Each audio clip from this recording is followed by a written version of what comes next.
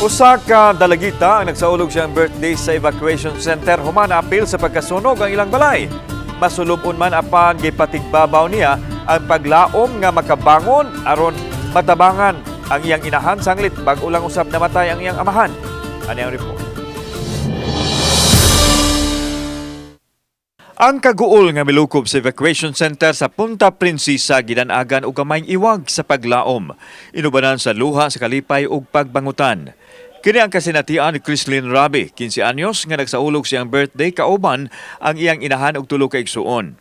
Tapot lawas lang ang ilang nadala tungod sa kakusog sa kayo nga milamoy sa ilang kabtangan apil na sa ilang mga silingan. Alang ni Crislin, malas kuno ang pizza 13 diin na tunong ang iyang birthday kay ang gasa kaniya mauman ang sunog. Apan mas dakong blessing siyang pamilya kay luwas silang tanan gikan sa trahedya.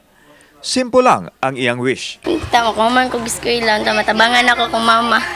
Malas yung birthday pizza Tracy. Baguhay lang diay namatay ang iyang amahan busa bugat kaayo sa ilahang kahimtang nga ang iyang inahan ang nagbuhi kaniya ug sa duha niya ka mga manghod.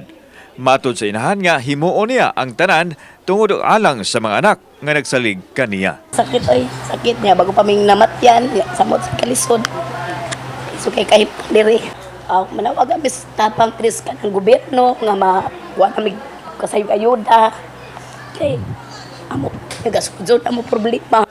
Kauban si Cleofer Lumayag, ako si Alan Domingo. Balitang Bisdak.